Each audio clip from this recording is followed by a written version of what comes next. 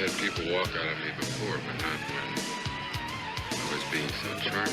Video streaming at housefarms.com. I don't care for you or for the putrid sludge you're troweling out. Damn puss-faced little pimp stick. True progressive talk. Might be a good time for you guys to give up. I gotta say, you know, in real terms, thank you, Robert, for the super chat. Thanks for the support, guys. Infotainmentwars.com. Who needs documents? We are streaming live on YouTube right now, where you can subscribe and like and give a thumbs up. Or if you want to be a troll, you can give us a thumbs down and write something, you know, untoward. I mean, don't write anything too offensive because you'll get kicked out by, you know, the auto bot at YouTube. Like send money and say that you live in Australia and all the deaths reported are fake. Yeah, that'll do it, right? That it guarantees you a certain amount of. Nobody believes it, but it certainly helps the show. And it's funny how little attention it gets. But one of the things that, you know, in the ongoing story is Trump's going to run in 2024. This is what we've heard. And I've said multiple times, and I will stand by this, that no, he's not. That Trump is a mess.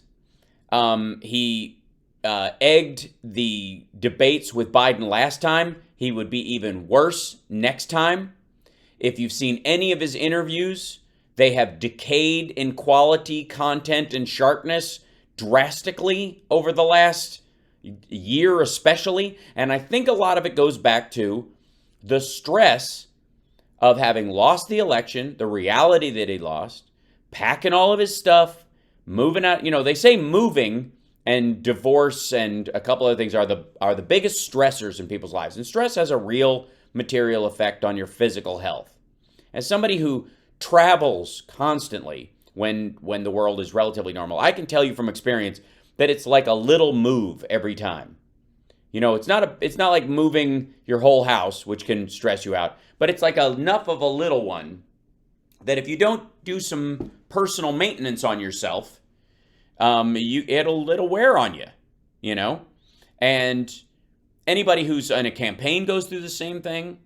Anybody who's, you know, on the road, getting up, giving a speech, answering questions, doing interviews, all that kind of stuff, trying to catnap in between things, get food in their gullet, not have a sugar crash, you know, right at the time when they get asked a really hard question by somebody who doesn't like them very much. All those things add up. They're a lot. And that's one of the reasons why we act like older politicians don't have what it takes to campaign anymore. That's probably what they're saying about, you know, Biden for 2024. Will he still be able to do it? When in reality, you know, you're kind of like talking about the old bull and the young bull on the ridge story, you know. Why don't we walk down there and sleep with all of them, says the old bull, as it were. And in that, there is a recognition that if you've been doing it long enough, you know how to conserve your energy. You know what battles are worth having. You know what, you know, to leave on the table and what stuff needs to be pushed back on if you have any history. And that's where, you know, Biden was able to relatively coast through the campaign and do really well in the debates because he knew to pick his battles. And he also knew that in many ways, if you look at those debates, he beat Trump at his own game with a couple of phrases. Will you shut up, man? And, you know, like that moment, that was it.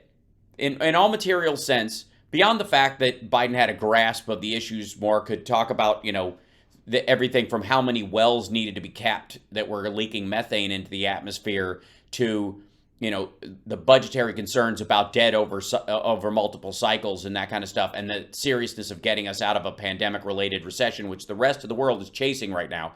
China's about to enter a recession. Everybody's, you know, the talk around the world is that because China's economy is collapsing for reasons, you know, for all self-inflicted wounds, that it's going to cascade across the economy, which does not necessarily have to be true, but that's the common belief system.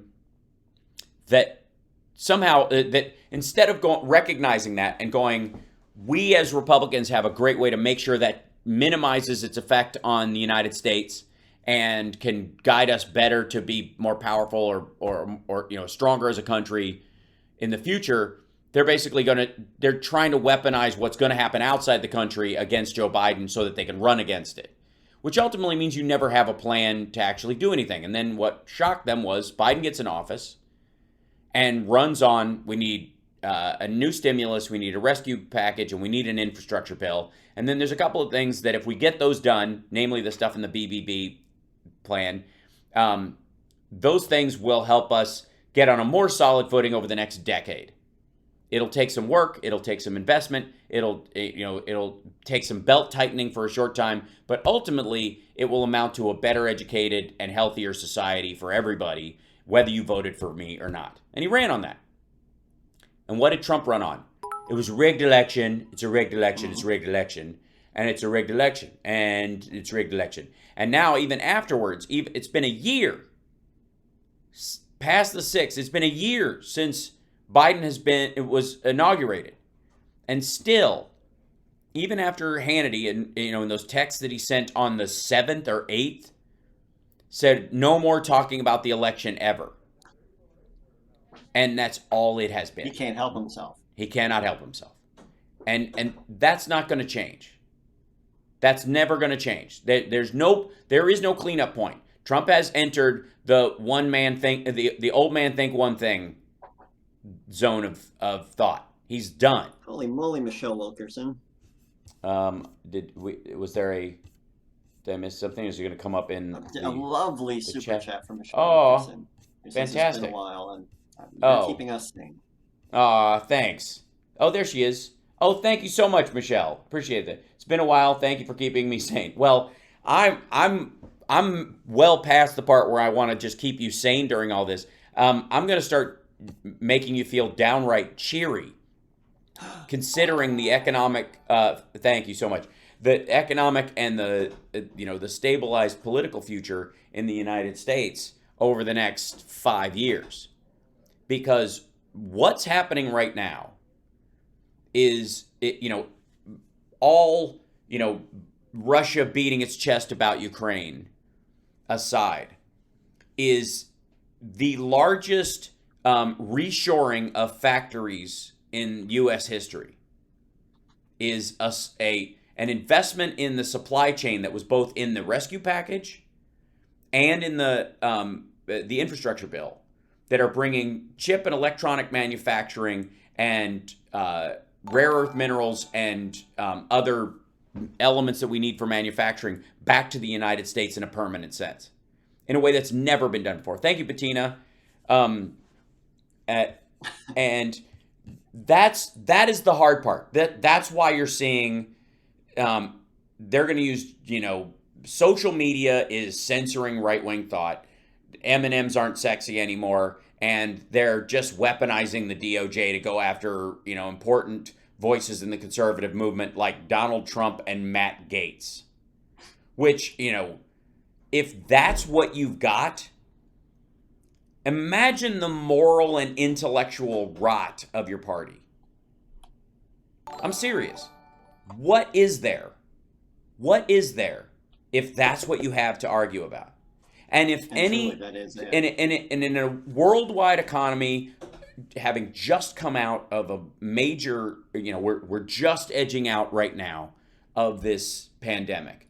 We're hoping that the Omicron variant numbers still bear out the way they have in South Africa and other countries, that might move us past the point where this is deadly from pandemic to endemic, and that through advanced medicine and booster shots over the next couple of years, like people who have to get the flu shot every year to protect themselves, that we get an expanded safety around this idea, and we go back to a new level of normal. And this new level of normal has sped up the collapse of some of the regimes that have been the worst, and have given America and the Americas and and a lot of the developed countries that mean well in the world a chance to regroup their footing, to sort of restart their goals for themselves and what their reasoning in the world. And there is even talk right now through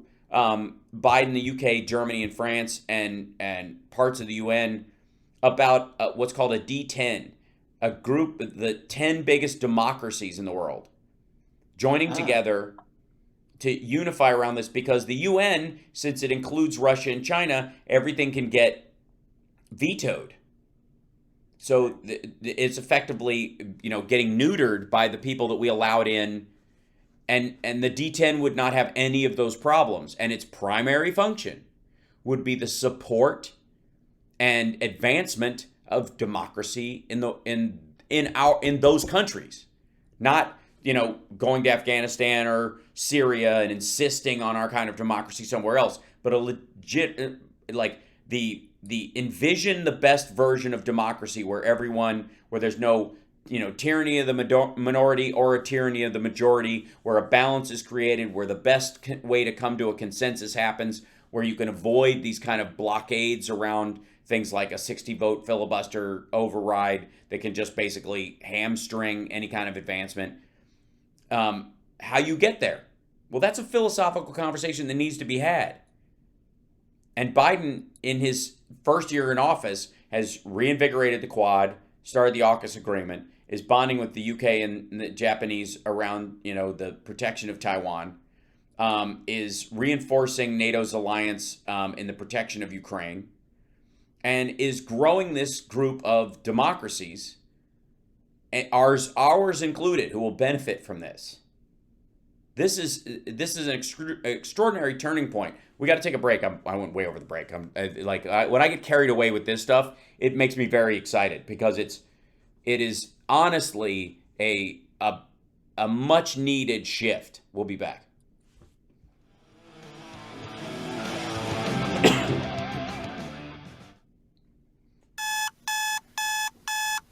It's time! It's time! Guess who's back? Back again. How's Barks? Tell a friend. You want to get sued? So yeah, Hal Sparks is back, y'all. All right. Love him! He's good. I'm Art, I'm Bobby. the host of Where Are They Now? Now let's get back to the Hal Sparks radio program, Mega Worldwide. Hey, listen. So this is the story from just mounting discord. Ron DeSantis is emerging as Trump's top adversary in MAGA world. Almost a year into Joe Biden's presidency. Oh, this is so good.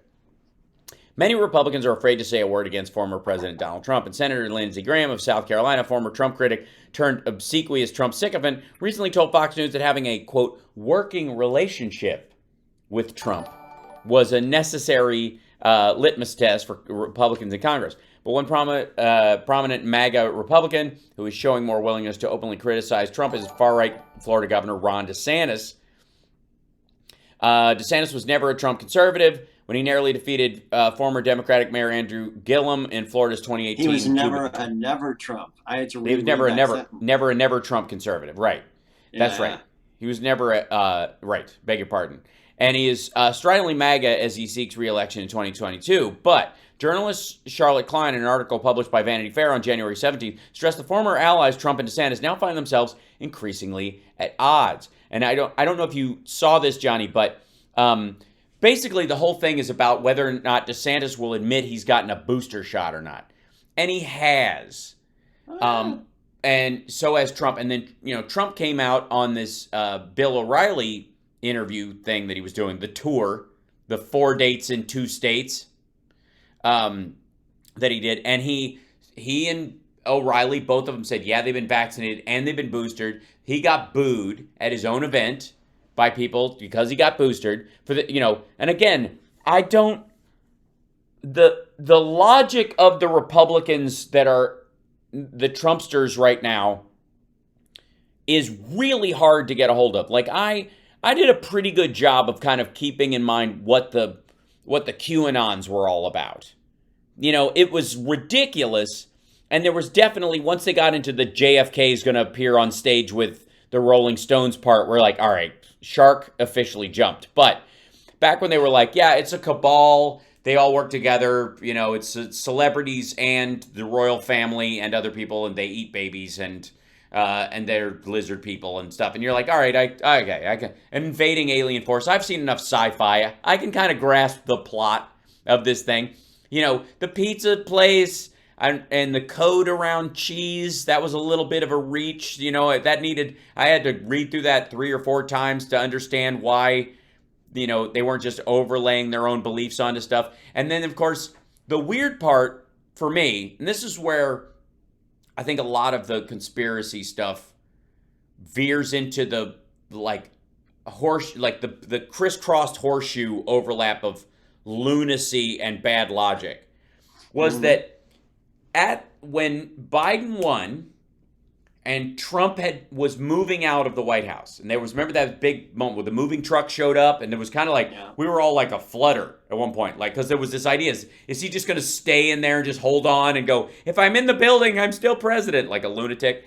There was some thought that he was going to end up doing that, and then the moving truck started showing up, and Melania and Barron took off, and they built these bleachers. Remember when they asked Biden about that, like what'd he do?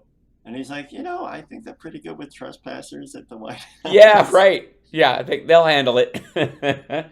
So, what is this? Okay. Yeah, so Michael Cohen's testimony is on the TV behind me. Anyways, so one of the things that came up, and this is kind of in line with their belief system, was as they were setting up the bleachers for Biden's inauguration, and, you know, them taking the route to there, and whether they were going to do it or not. So they put some stuff up, some scaffolding up, and then they put it back down. That scaffolding, according to the QAnons, were gallows, and that all the, you know, that Pelosi and Biden and Clinton and all these people were hung on those gallows for crimes against humanity and child trafficking and all the horrible things they believe. Now, never mind that they'd said that 2 years before, Trump had already taken care of these people, and they were all killed at Gitmo. I don't know how many times Hillary has been hung for crimes. And they even got to the point where they were like, no, her clone is being hung. Like, what did it do?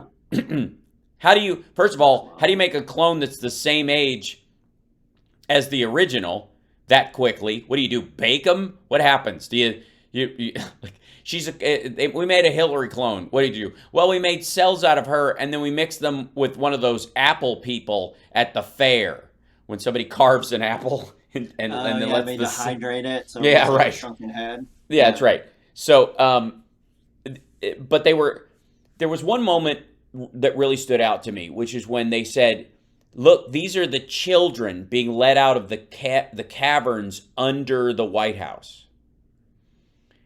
Right? Do you remember that? Do you remember seeing that ever? It's a fairly famous, and it's like, it was either like an old picture of a tour group photoshopped in with these scaffolds to make it look like something, but it was like five people walking past something. But the idea was that they broke out all the children that were being trafficked by the deep state underneath the White House and relieved. And my thing is like, if Trump is this superhero that's fixing this problem, why did you not see that when he came into office? I've never seen any parades or trucks delivering these kids into there, and no other Republican president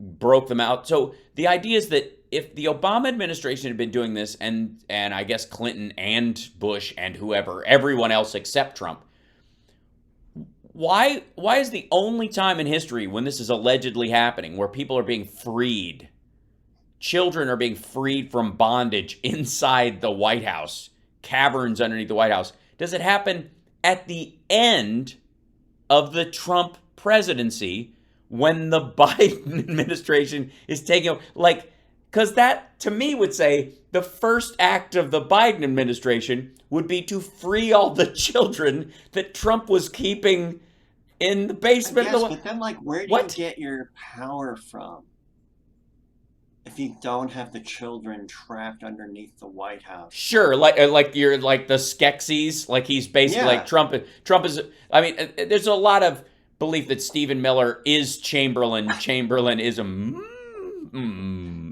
like gelfling, right? But in all honesty, that part of the logic is what broke up the whole. Like I really had a brain lock on like, what do you think you're saying? What are you convinced that you're saying in this situation? Because what I'm seeing, as far as you're saying, is that Biden freed the children that Trump was keeping in the basement of the White House. That's what else? All right, right? What is happening? It's super dumb. Okay, so the other part that kind of lines up with this is this idea that Trump is that Mike Pillow is his argument is, and he's been saying this lately. They've never been in a better position than they were a year ago. This is better than ever because they're poised to drop some sort of, SCOTUS nuke that's going to like blow this whole thing sky high. They've got all the evidence they could want. They presented every piece of evidence they've ever found, and it's all garbage nonsense that anybody who picks through it for 10 minutes can go, this is not what you think it is. Beyond even being bad, this isn't even what you're telling me it is. But his argument is we're in a better position now than we've ever been. To what? With Trump out, I don't know. That's the thing. With Trump out of office, having no power, basically relegated to setting up bandstands in fields and screaming at his own choir. I mean, he wasn't in Tempe. He wasn't in Phoenix. He wasn't in Flagstaff when he was in Arizona. He was in Florence, Arizona in a field. The same way he was in, his last two rallies. Like, they're not in any legit venues anymore because no one will take his deposit check because they think they're going to get stiffed on it, and they're worried about the damage. He's not because even at Four Seasons Landscaping. Right, exactly. It would, what? Honest to God, if he went to Four Seasons Landscaping and did a kitschy right from there. Just owned it. Owned it. Huge win. Like, it'd be hilarious. Right. It would be self-effacing. It would be, He like, would take but all the wind out of the mocking merch that's out there. right. But again, like every other Trump and this goes to if he runs, the same if, he has to be a whole different person for that to work. And it's not going to happen. No. That's the thing. If Trump had simply said at the beginning of COVID, this is really serious. Thank God I'm here to guide you guys through this. It's going to hit our economy bad. We're going to lose a lot of jobs, but we'll get them back. Don't you worry. But we want to save as many Americans as possible because life is more important than any of this stuff. And at the end of this, we're going to come out stronger. If he'd have said that, instead of just trying to artificially pump the stock market and not let it fall, he'd have won. He would have won.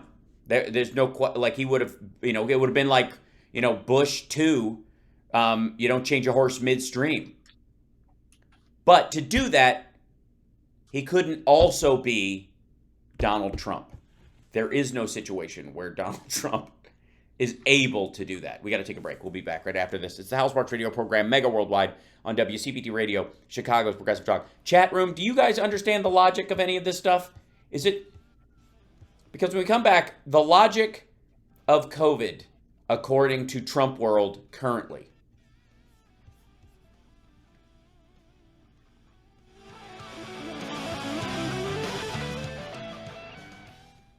You want a quick promo, Hal? You got a quick promo, Hal.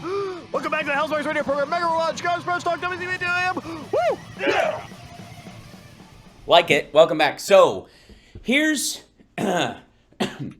We're coming out of, it really feels like, considering there's been a rise in Omicron cases, the virulence of the disease and its danger are minor compared to its transmissibility. The transmissibility issue in terms of people getting sick is largely about volume, sort of like the flu. In that regard, not saying it's like the flu. I'm not making any kind of medical judgments about it, but it seems to be that these are the way the numbers are playing out, which makes it wholly different from the other variants we've dealt with, and hoping that, like a lot of people are, that this variant, because it made its way around and mixed with people's vaccination, that it's actually creating a situation where we've got we're way closer to herd immunity and coming out of this than we've ever been in a game-changing kind of way.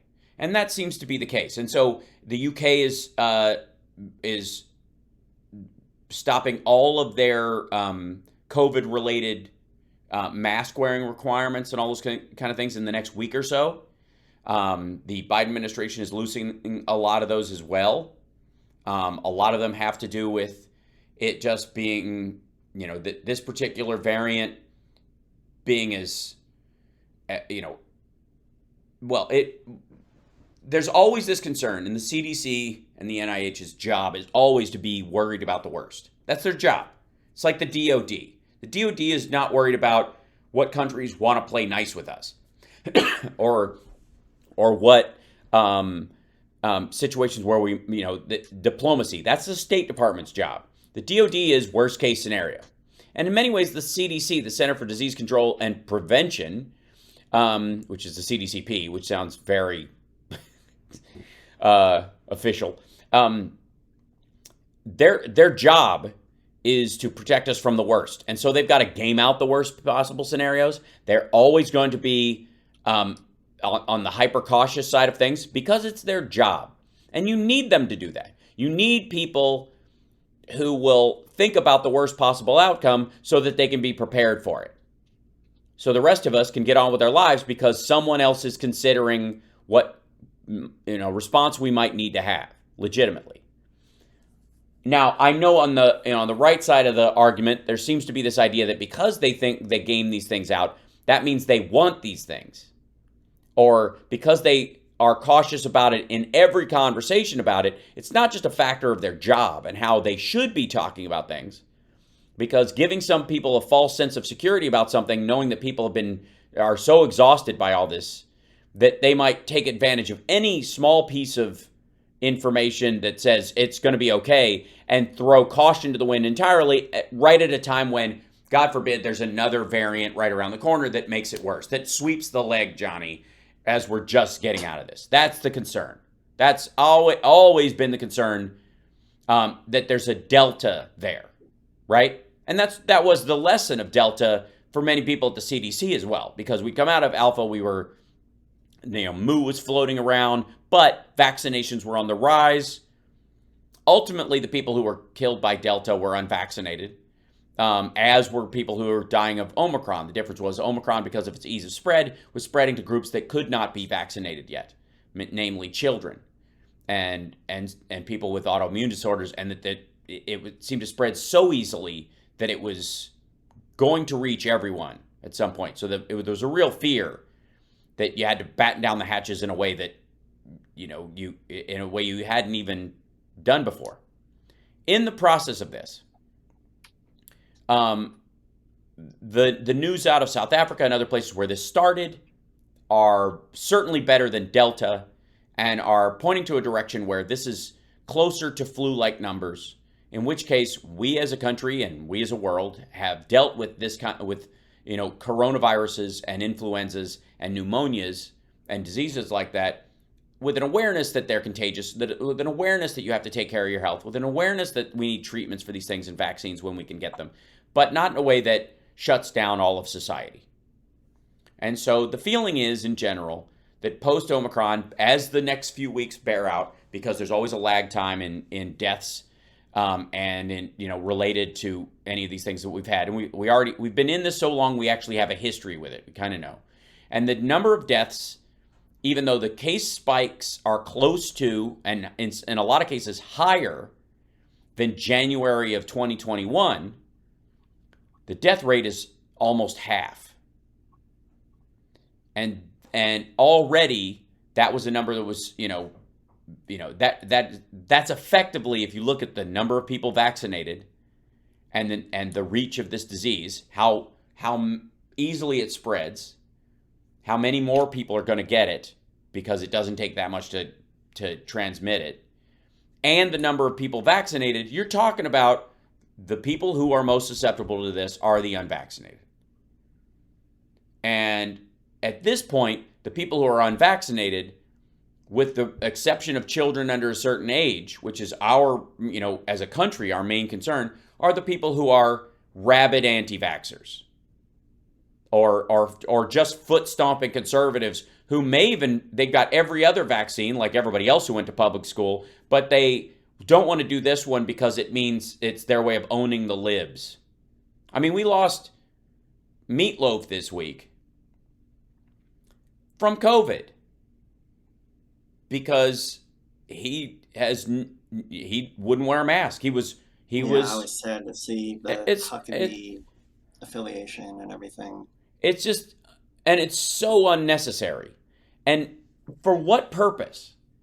Other than political. Other than manipulating someone's fear. Right?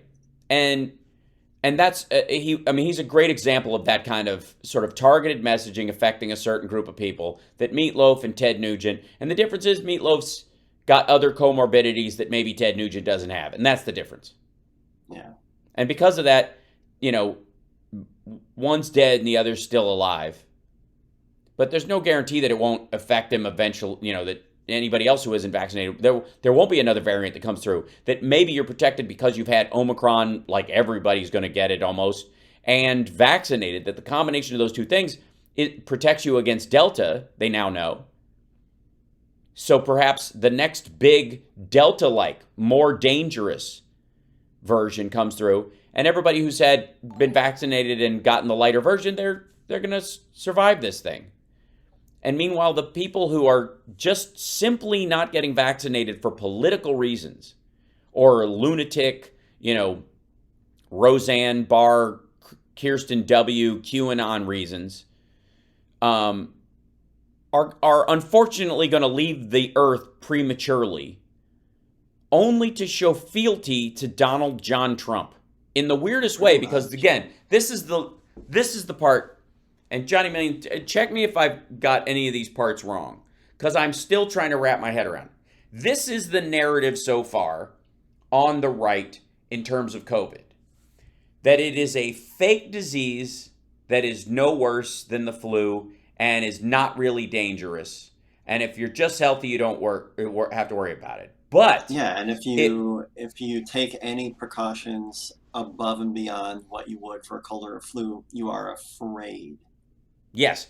Also, it was created in a Chinese lab with the intention of destroying America / the rest of the world. And so it's a fake disease that was created in a real lab for a real bioweapon attack. And that Donald Trump created the vaccines with Operation Warp Speed himself, basically with a CRISPR setup in a garage. He created them and the therapeutics for a fake disease that was really created in a Chinese lab to attack the United States. And then, but the vaccines he created, because he's the only person who believes in America first and is the only person who can make America great again, and he and the land are one, like King Arthur and Excalibur. He created these vaccines, but the vaccines are toxic, terrible. You should never put them in their body. They're meant for genetic manipulation. They're trying to put an RFID chip in you, but Trump created them and should get credit for them. I don't. How do they Klepper takes that narrative to Trump rallies and stumps people on a regular basis. Yeah, because it's honest to God, it's not hard, because it's become such a Gordian knot as they chase reality. And what it is floating reality. Because can we face something as Americans and as humans, that life is quite complicated, that there are a lot of moving parts, especially in a situation like this, an unprecedented modern pandemic, during a time when science has the ability to respond to it quicker than it ever has in other times in history, where we do have the ability to stay home and order in for the most part as a society, compared to, if you live in Calcutta or sub-Saharan Africa or parts of, Eastern China or the like. And science was able to, map the genome of this particular disease, find out, do Do you think the people during the Spanish flu were having conversations about spike proteins? Do you think they were having conversations about monoclonal antibodies? No. And one of the reasons why, Trump can pat himself on the back for how fast these vaccines showed up is simply because time flows forward. And while it's happening, and while it's, a myriad, human beings' physical selves are as variant as their individual souls in a lot of cases, that there's so many variants in how this disease affects people. Long haul, some people need lung transplants and to be intubated, and other people just shrug it off, and there doesn't seem to be a clearly delineated reason why on everybody. But in that complication, you've got people at the NIH and the CDC scrambling to do the best thing they could possibly do, and most of the time, it's caution and distance until we can figure it out. Right. Don't touch the flame, what looks like a flame until we can discern whether it's flame or whether it's just fabric with a light behind it flickering, making that fake Spencer's Gifts flame pot fire. Let us figure it out first before you dive in. That was the request. Wear a mask, stay home, socially distance until we can get a handle on this, because if we don't, and it's as virulent and killing as many people as it seems to be doing, our hospitals are going to get overrun, and then anybody else who needs a hospital is going to die. Yep. Because there won't be room for them. Because we don't live in a society where everybody's dying in big masses like this, thankfully, all the time. So we don't have available beds like that, because why would we? Why would you put those resources into something you don't need all the time? As a matter of fact, you're trying to move away from that. Science has improved so much, we have fewer ICU beds now because people needed them less. We got to take a break. When we come back, it's the happy ending. It's true.